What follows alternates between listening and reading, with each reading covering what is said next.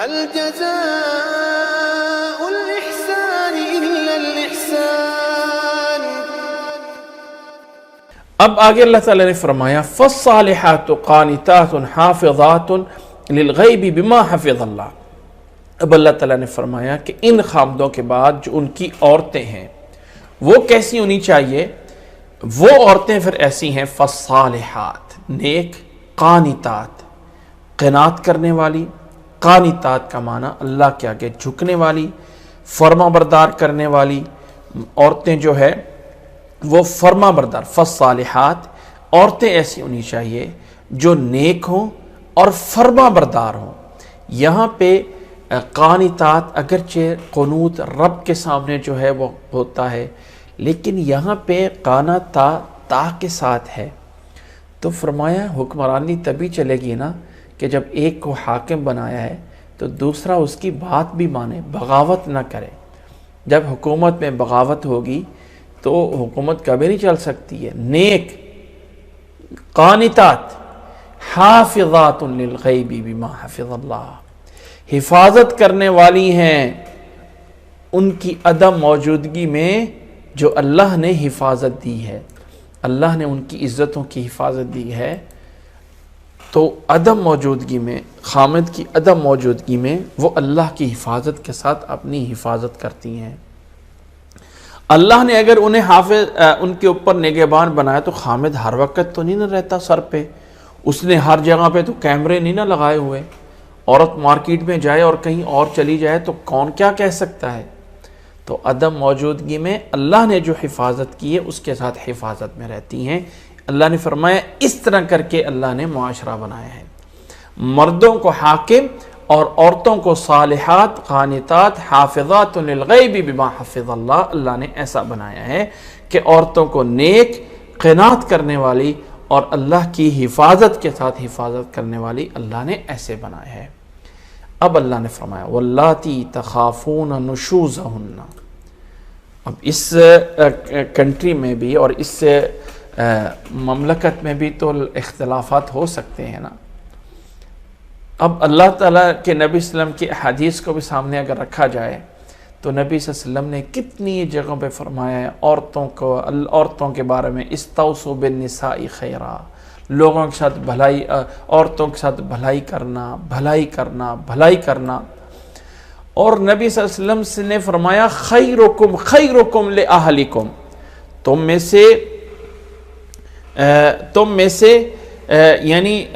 سے بہتر جو ہیں وہ ہیں جو اپنے گھر والوں کے لیے بہتر ہوتے ہیں، اور فرمایا میں گھر والوں کے لیے بہتر ہوں۔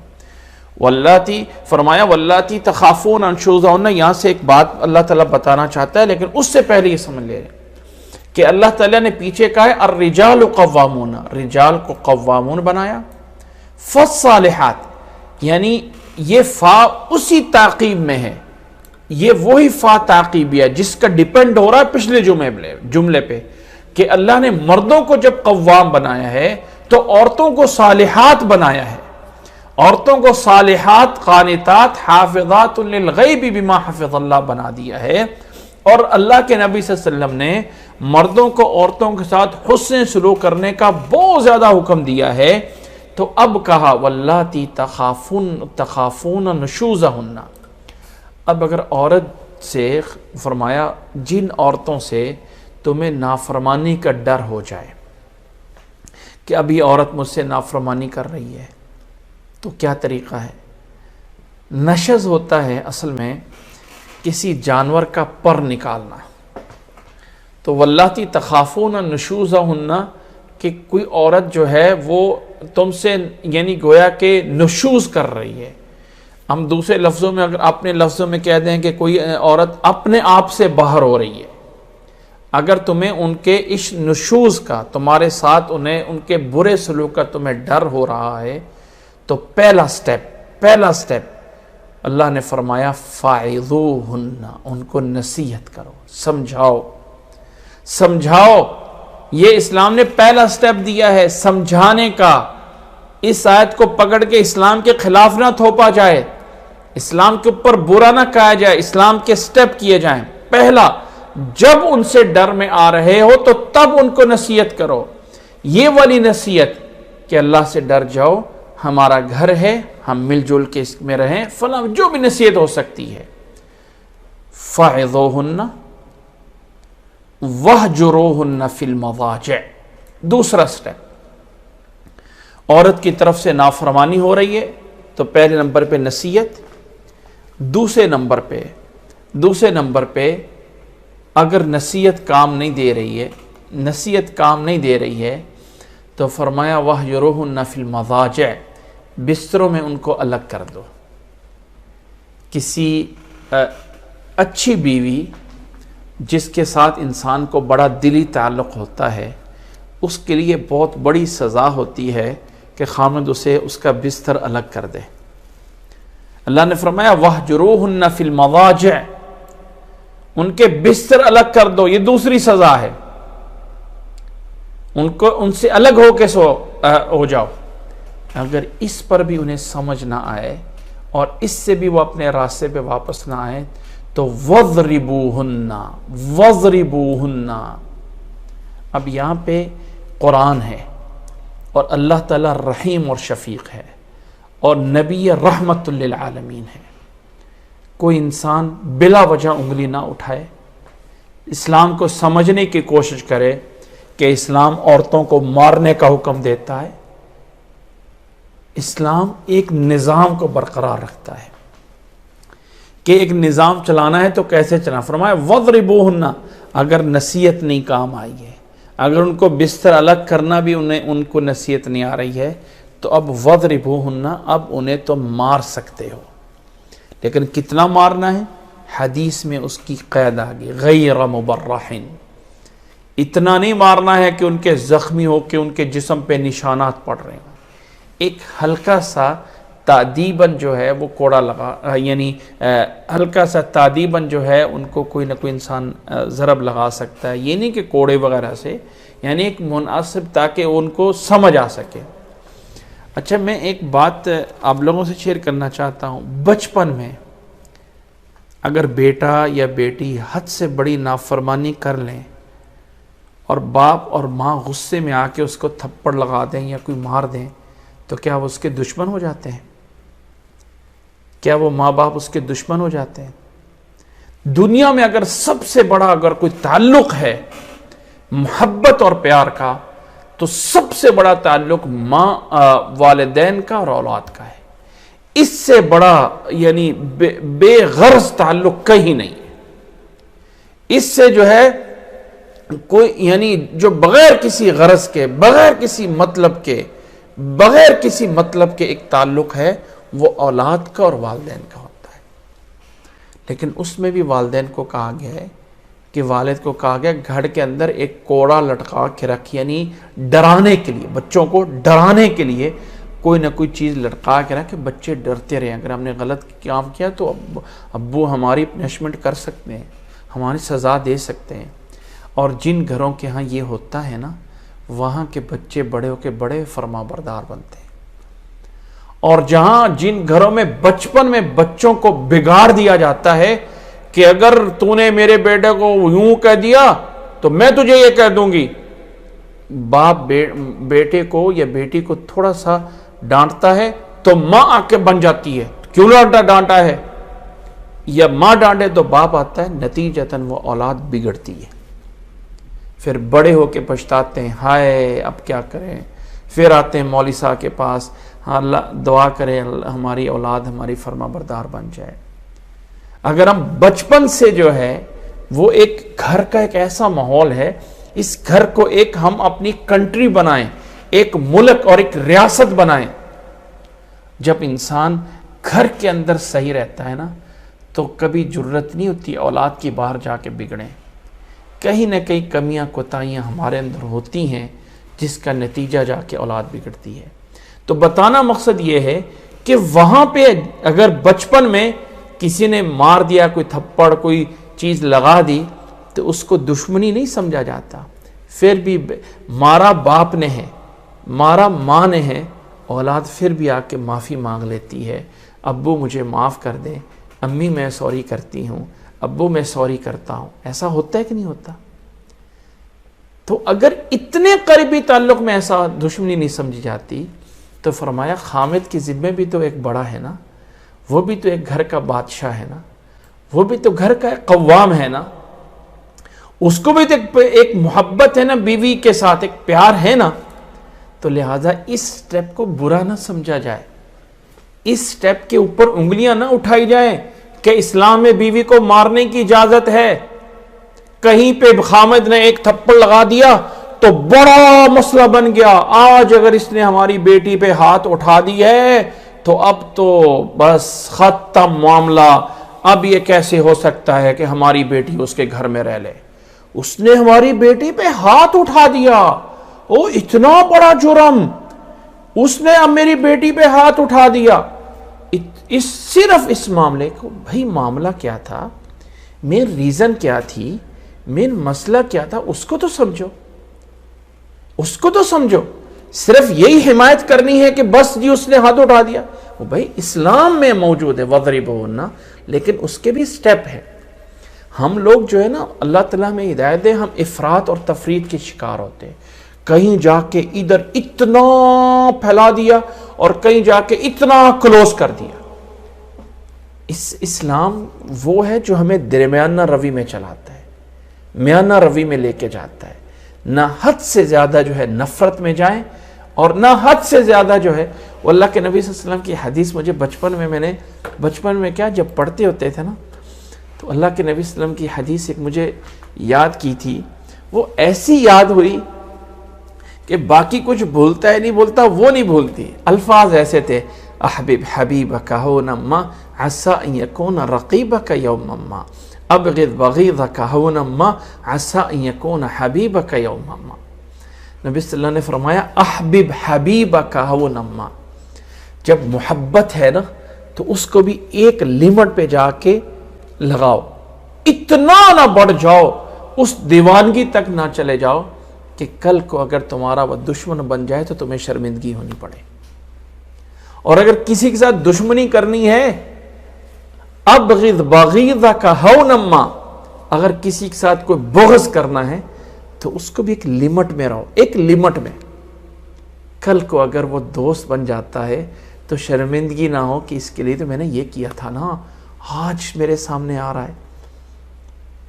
جب کسی بیوی کے ساتھ زیادتی کرنی ہوتی ہے نا تو اس حد تک نہ جائیں دشمنی میں کہ کل اسی بیوی کے ساتھ بیٹھ کے ایک ٹیبل پہ کھانا بھی کھانا ہے، کل اسی کے ساتھ بیٹھ کے ایک بستر میں بھی ہونا ہے۔ احبب حبیبک ہونما عسى ان يكون حبیبک عسى ان يكون بغیضک یوما ما، ابغض بغیضک ہونما عسى ان يكون حبیبک یوما ما۔ تو جو دین ہمیں سکھایا ہے نا، یہ دین میں ہمیں کوئی ظلم اور زیادتی نہیں ہمیں سکھائی گئی ہے، بلکہ دین نے ہمیں وہ راستہ دیا ہے جس میں معاشرت کو چلانا ہے، معاشرے کو سیدھا کر کے لے کے جانا ہے۔ اور یہ معاشرہ سیدھا تبھی ہوگا جس میں ایک بندہ، دو بندے چل رہے ہوں تو ایک کو امیر بنانا ہوتا ہے، ایک گھر کے اس ملک اور کنٹری کو چلانا ہے تو یہ سٹیپ لینے لازم ہے، یہ سٹیپ لینے لازم ہے۔ کسی فرمایا پہلے نصیحت کرو، عورتوں کو نصیحت کی گئی، فَعِظُوهُنَّ، ان کو نصیحت کی گئی ہے، فَعِظُوهُنَّ، ان کو نصیحت کرو۔ اگر نصیحت نہیں کام آ رہی ہے تو پھر وَاهْجُرُوهُنَّ فِي الْمَضَاجِعِ، وَاهْجُرُوهُنَّ فِي الْمَضَاجِعِ، ان کا بستر الگ کر دو۔ اگر پھر بھی وہ سیدھے راستے پہ نہیں آ رہی ہیں، پھر بھی نہیں آ رہی ہیں تو وَضْرِبُوهُنَّ، پھر تم انہیں مار سکتے ہو، لیکن نبی صلی اللہ علیہ وسلم کی احادیثیں بھی سامنے رکھنی ہیں۔ اس حد تک ظالم اور جابر نہیں بن جانا ہے کہ ظلم اور بربریت کی حدیں کراس ہو جائیں۔ وہاں اگر باپ اپنی اولاد کو تھپڑ بھی مارتا ہے نا تو وہ بعد میں علیحدہ ہو کے جا کے رو لیتا ہے کہ میں نے اپنے آج بیٹے کو کیوں تھپڑ مار دیا۔ ماں اگر جذبات میں آ کے بیٹی کی غلطی پہ بیٹی کو ایک تھپڑ لگا دیتی ہے نا تو ماں کی تنہائیوں میں جا کے دیکھو وہ رو بھی رہی ہوتی ہے کہ آج میں نے اپنی بیٹی پہ کیوں ہاتھ اٹھا دیا۔ تو اسلام ہمیں یہ راستہ دے رہا ہے. اس ضرب سے وہ نہ اٹھائیں کہ اسلام نے تو وہ بیوی کو مارنے کا حکم دیا ہے. اسلام نے باقی چیزیں بھی تو دی ہیں نا, ان کو بھی تو سمجھے. پھر اللہ نے فرمایا فَإِنْ أَطَعْنَكُمْ فَلَا تَبْغُوا عَلَيْهِنَّ سَبِيلًا. اگر یہ سارے معاملے کے بعد بیوی فرما بردار بن جائے تو اب بلا وجہ اس کے اوپر زیادتی نہ کرو. فَلَا تَبْغُوا عَلَيْهِنَّ سَبِيلًا. اب بلا وجہ اس کے اوپر کوئی بہانے تلاش کر کے اس کو جو ہے وہ برا بھلا کہنا چھوڑ دو. تمہاری فرما بردار بن گئی ہے, تمہارے ساتھ صلح ہو گئی ہے, لڑائی کے بعد صلح گئی, اب بہانے کر کے اس کو چونکے لگانا, اس کو جو ہے ٹھنکے لگانا, تو ایسی تھی نا, تو یہ تھی نا, فلا تبغوا علیہن سبیلا. اور یہ اللہ کے آرڈر ہیں. نوٹ کریں, پیچھے گناہ کبیرہ اور صغیرہ کی بات میں ہم نے ایک بحث میں بات کی ہے. نوٹ کریں کہ گناہ کبیرہ وہ ہوتا ہے جہاں اللہ نے آرڈر دیا ہو اور انسان اس کو پورا نہیں کر رہا ہے, تو اللہ نے اس کو آرڈر کے طور پہ دیا, فلا تبغوا علیہن سبیلا فإن اطعنکم. اب اگر وہ پچھلی بات پوری ہو گئی, اب وہ عورت اگر تمہاری فرما برداری میں آ گئی ہے, تمہاری اطاعت کے اندر تسلیم خم ہو گئی ہے, تو اب جا کے تم فلا تبغوا علیہن سبیلا, اب ان کے اوپر کوئی راستے, ہیلے, بہانے, کوئی ان کو برا بھلا کہنا, یہ کرنا, یہ چھوڑ دو, یہ جائز نہیں ہے. ان اللہ کان علیا کبیرا. ذہن میں جان لو کہ بڑے تم نہیں ہو, بڑے جو ہے وہ تم نہیں ہو کہ ہم ہوتے ہیں بڑے. کون ہے ہمیں انگلی اٹھانے والا, آ کے دیکھے تو صحیح. نہیں, تمہاری حیثیت تو 2 ٹکے کی نہیں ہے. ایک مٹی سے بنے ہوئے, ایک گندے پانی سے بنے ہوئے تم ہو. کیا حیثیت ہے تمہاری؟ فرمایا ان اللہ کان علیا کبیرا. اگر بڑا ہے نا تو وہ اللہ بڑا ہے, تم بڑے نہیں ہو. اللہ نے وہ جو اینڈ پہ صفات لگائی ہوتی ہیں نا, تو وہ لگائی ہوتی ہیں جس سے پوری بات سمجھانا مقصد ہوتا ہے. ان اللہ کان علیا کبیرا. بڑا ہے, اگر بلندی والا ہے تو وہ اللہ ہے, تو نہیں ہے بڑا. اللہ نے تجھے تھوڑی سی حکمرانی کیا دے دی, تو اپنے آپ کو جو ہے وہ فرعون اور نمرود بنا کے بیٹھ جاتا ہے, اپنے آپ کو غرور کے اس آخری درجے پہ لے جا کے بیٹھ جاتا ہے. یہ جائز نہیں ہے. ان اللہ کان علیا کبیرا. اللہ تعالیٰ ہی بڑا ہے, اللہ تعالیٰ ہی بلندی والا ہے. انسان کو یہ بھولنا نہیں ہے. تکبر کرتے وقت اس حد تک نہیں چلا جانا ہے کہ کہیں یہ نہ سمجھ لے کہ انا ربکم الاعلی, میں تمہارا بڑا رب ہوں, تو کچھ نہیں ہے. پھر اللہ تعالیٰ نے اس کو حکم کو آگے دیتے ہوئے فرمایا وَإِنْ خِفْتُمْ شِقَاقَ بَيْنِهِمَا. اللہ نے فرمایا کہ اگر تمہیں خامد بیوی کے اب یہ لڑائی ایسی نوبت پہ چلی گئی ہے کہ اب اس میں جدائی ہونے کے علاوہ کچھ ہو نہیں رہا, بہت زیادہ اختلافات پڑ گئے ہیں خامد میں بیوی میں, بہت زیادہ جو ہے رنجشیں, بہت زیادہ شکوے شکایت ہو گئے ہیں. اگر اختلافات اتنے ہو گئے ہیں, شقاق, شق یا شقو کا مطلب پھاڑنا. اللہ نے یہاں پہ اختلاف نہیں بولا, اللہ تعالیٰ نے یہاں لفظ بھی شقاق بولا ہے. وہ ہم عموماً سنتے ہیں نا شق قمر, چاند 2 ٹکڑے میں ہو گیا تھا, وانشق القمر, چاند 2 ٹکڑوں میں ہوا. تو یہاں اللہ نے اس اختلاف کی جگہ پہ لفظ شقاق بولا ہے. اور شق شق ہوتا ہے کاغذ کو پھاڑنا, کاغذ کو شق کرنا. جب یہ ڈر آ گیا کہ اب ان کی حکومت میں دراڑ پڑ رہی ہے اور یہ حکومت جو ہے وہ 2 حصوں میں بٹ رہی ہے, شقاق پڑ رہا ہے, شغف پڑ رہا ہے, اختلاف ہونے کا بہت زیادہ بڑھ گیا ہے, تو اب اگلا سٹیپ کیا ہے؟ وَإِنْ خِفْتُمْ شِقَاقَ بَيْنِهِمَا فَابْعَثُوا حَكَمًا مِّنْ أَهْلِهِ وَحَكَمًا مِّنْ أَهْلِهَا. اب اگلا سٹیپ یہ ہے کہ ایک حاکم, ایک سمجھدار بندہ اس خامد کی طرف سے آ جائے اور ایک حاکم سمجھدار بندہ عورت کی طرف سے آ جائے. اب 2 یعنی خامد اور بیوی دونوں طرف سے ایک بندہ آ جائے اور آپس میں بیٹھ کے معاملے طے کریں. کچھ وہ چھوڑے, کچھ وہ لے, کچھ وہ ترک کرے. فرمایا فَبْعَثُوا حَكَمًا مِّنْ أَهْلِهِ. اب اس فَبْعَثُوا لازمی اٹھاؤ ایک حاکم کو، ایک ذمہ دار کو، ایک بندے کو. اچھا اب یہاں پہ اللہ تعالیٰ نے لفظ قوام نہیں بتایا، اب یہاں پہ اللہ تعالیٰ نے حاکم کا لفظ استعمال کیا ہے.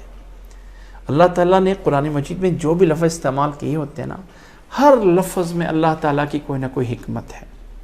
یا اللہ نے لفظ حاکم بولا کہ حکمن من اہلی و حکمن من اہلیہا، خامد کی طرف سے بھی ایک حاکم لے کے آؤ اور عورت کی طرف سے بھی ایک حاکم لے کے آؤ. وہ حاکم اس لیے بولا کہ ایسا بندہ لے کے آؤ جس کا خامد بات مانتا ہو، اور عورت کی طرف سے بھی کوئی ایسا بندہ لے کے آؤ جس کی وہ بات مان لے. ایسی ارے وغیرہ بندے کو اٹھاؤ اور لا کے سامنے بٹھا دو، لو جی تم ان دونوں کی صلح کرا دو، نہیں. اچھا اور یہاں پہ ایک اور بات بھی سمجھ لیں، آپ کو بھی کبھی زندگی میں یہ موقع ملنا ہے، یعنی یا کبھی کسی کو موقع مل جاتا ہے، جب کسی کے گھر کی صلح کرانی ہونا تو آپ کو کبھی کسی کے ہاں لے جایا جائے تو پہلے اس میں یہ شرط منوائیں کہ میں آپ دونوں کی صلح کرواتا ہوں، لیکن پہلے مجھے حاکم بناؤ، یہ مانو کہ میں فیصلہ کروں گا تو تم مانو گے. یہ نہیں ہے کہ مجھے حاکم بنا دیا اور بعد میں کہو جی ہم نے مرضی اپنی کرنی ہے، تو پھر مجھے حاکم بنانے کا تمہیں کیا مقصد ہے؟ اللہ نے لفظ حاکم استعمال کیا ہے کہ اب صلح کرانی ہے نا تو ایک بندہ مرد کی طرف سے لے کے آؤ اور ایک بندہ عورت کی طرف سے لے کے آؤ، اور یہ دونوں ایسے ہونے چاہیے جو حاکم ہوں، جن میں فیصلہ منوانے کی صلاحیت ہو کہ اب عورت کے حق میں میں نے فیصلہ دینا ہے تو میں اپنے بندے کو منوا سکتا ہوں، یا میں نے بندے کے عورت کے حق میں فیصلہ دینا ہے تو میں اس بندے کو، یعنی آپس میں وہ بات چیت کریں گے جو بھی کریں گے، لیکن اپنے کلائنٹ پہ تو ان کا حق ہونا، اپنے کلائنٹ کو تو منوا سکتے ہیں نا. فرمایا فَبَعْثُوا حَكَمًا مِّنْ أَهْلِهِ وَحَكَمًا مِّنْ أَهْلِهَا إِن يُرِيدَا إِصْلَاحًا يُوَفِّقِ اللَّهُ بَيْنَهُمَا. اگر وہ حاکم دونوں اصلاح چاہتے ہوں گے، اگر وہ حاکم دونوں یریدا کا قریب سے قریب ضمیر اس طرف جاتی ہے، اگرچہ کچھ لوگوں نے اس کی ضمیر دور کی طرف خامد بیوی کی طرف بھی لٹائی ہے. اگر وہ دونوں اصلاح چاہتے ہوں گے، یا وہ حاکم دونوں اصلاح چاہتے ہوں گے، یا خامد بیوی دونوں اصلاح چاہتے ہوں گے، یوفق اللہ بینہما، اللہ لازمی ان کے درمیان توفیق اور موافقت پیدا کر دے گا. اختلاف ہونے، یاد رکھیں ایک بات، یاد رکھیں ایک بات بتا دوں، جس قوم کی عقل میں، جس قوم کی کھوپڑی میں دماغ ہوتا ہے نا، وہاں اختلافات ہونا ایک فطرتی بات ہے. دنیا کا کوئی گھرانہ لے کے آئیں جہاں اختلافات نہیں ہوئے، اور نبی کے گھر میں بھی اختلافات ہو گئے تھے. اللہ کے نبی صلی اللہ علیہ وسلم کے گھر میں بھی بعض ایسے چھوٹے چھوٹے پوائنٹوں پہ، لیکن سامنے ایک بہت بڑی مقدس ہستی تھی، بہت بڑی مقدس ہستی تھی. وہ آیتیں جب ہم جا کے پڑھیں گے نا، یا ایھا النبی لما تحرم ما انزل اللہ ما حل اللہ لک، اے نبی وہ چیزیں اپنے اوپر کیوں حرام کرتے ہو جو آپ کے لیے اللہ نے حرام کی ہیں.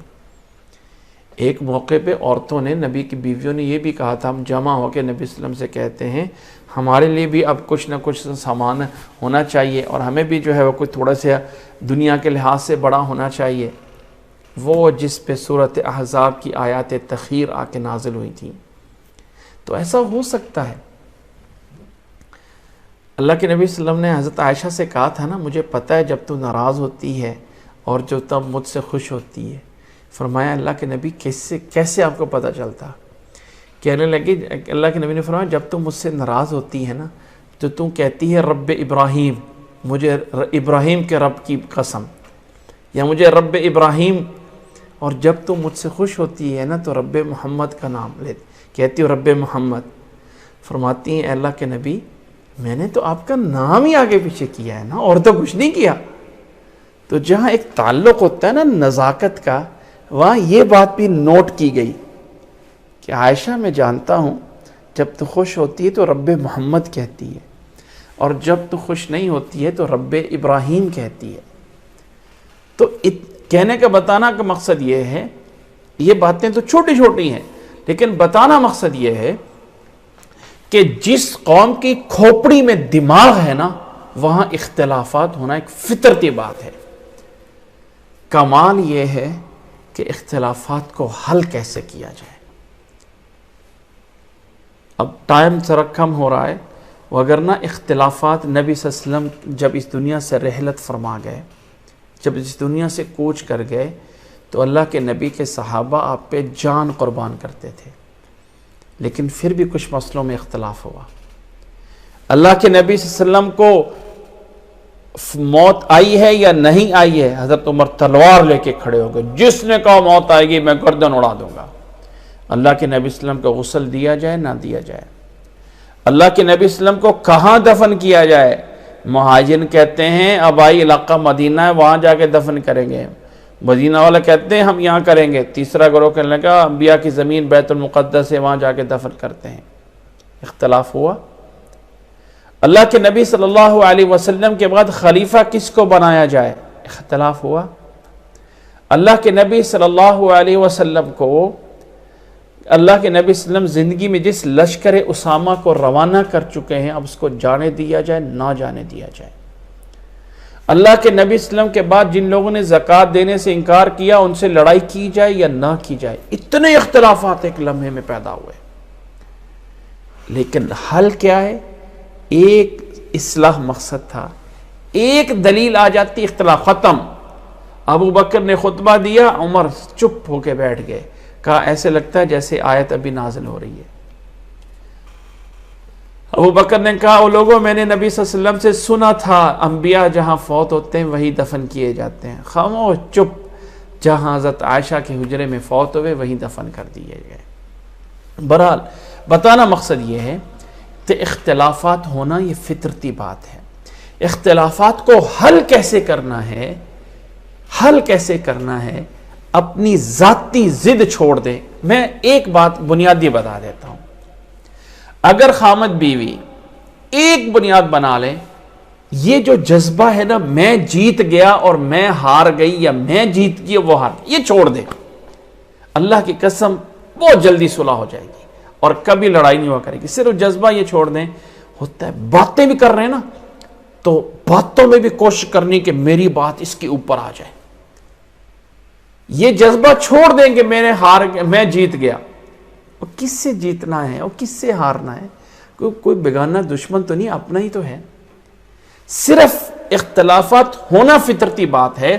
اختلافات کے ہوتے ہوئے اگلے کی بات کو تسلیم کر لینا، اگر یہ بات آ جائے تو سب کچھ ختم ہو جاتا. اللہ نے فرمایا ان یریدا اصلاحا، اگر یہ اصلاح چاہتے ہیں تو یوفق اللہ بینہما، اللہ لازمی ان کے درمیان میں موافقت پیدا کر دے گا. اور آیت کا اختتام کیا فرمایا ان اللہ کان علیما حکیما، ان اللہ کان علیما خبیرا، بے شک اللہ تعالیٰ علیم ہے اور خبردار، خبر رکھنے والا ہے. اللہ تعالیٰ علیم ہے. وہ لوگوں جانتا ہے اللہ تعالیٰ تمہارے دلوں کو اندر کیا چھپائے بیٹھے ہو، کیا ضد ہے، کیا حسد ہے، کیا تمہارا مطلب ہے، وہ دماغ میں کیا کیڑا ہے، اللہ جانتا ہے. اور علیم اور خبیر ایک ہی معنی ہے. خبیر کا بھی معنی وہی، علیم کا معنی بھی وہی. ایک معنی کو اور پکا کیا، علیما خبیرا. اللہ تعالیٰ علیم ہے، اللہ تعالیٰ خبیر ہے. اللہ تعالیٰ سے کوئی چیز پوشیدہ نہیں ہے. اللہ تعالیٰ سب کو جانتا ہے. تم اپنے دماغ میں کیا چھپائے ہوئے ہو، کیا تم چاہتے ہو، کیا تم اس عورت سے جو ہے وہ توقعات چاہتے ہو، کیوں اس کو تنگ کر رہے ہو. اللہ تعالیٰ تمہارے دلوں کے وہ بھی چیزیں جانتا ہے. اس آہٹ کو بھی اللہ تعالیٰ جانتا ہے جو دلوں کے اندر کسی کونے میں تھوڑا سا خیال آیا اور وہ خیال جو ہے فوری انسان نے چھٹک دیا. اللہ اس کو بھی جانتا ہے. اللہ تعالیٰ اس کو بھی جانتا ہے. ان اللہ علیم، فرمایا کہ ان اللہ کان علیما خبیرا. اللہ تعالیٰ پوری طرح علم رکھنے والا ہے اور اللہ تعالیٰ پوری طرح خبر رکھنے والا ہے. کہ کوئی یہ نہ سمجھے کہ اللہ کو پتہ ہی نہیں چلے گا، میرا مطلب جو ہے نا وہ کیا پتہ، میں ہی جانتا ہوں میرا کیا مطلب ہے، میں ہی جانتی ہوں میرا کیا مقصد ہے. کہتے ہیں نا یہ بڑا الفاظ ہوتے ہیں، مجھے پتہ ہے میرا کیا مقصد ہے، مجھے پتہ ہے میرا کیا کام ہے. اللہ تعالیٰ سمجھنے کی توفیق عطا فرمائے، اللہ ہمیں عمل کرنے کی توفیق عطا فرمائے۔